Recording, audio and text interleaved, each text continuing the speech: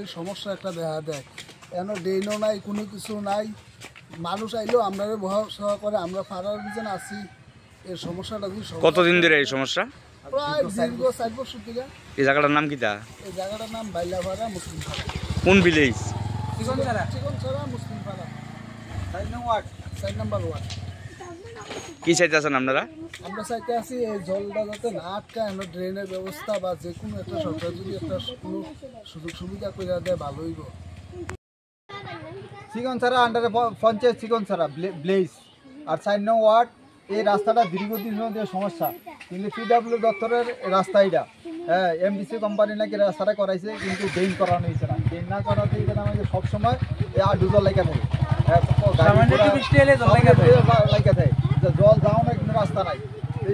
আমরা দাবি হলো পিডব্লিউ দপ্তরের কাছে বা সরকারের কাছে এটা ড্রেন করে জলটা যাওয়ার একটা ব্যবস্থা করে দেওয়া।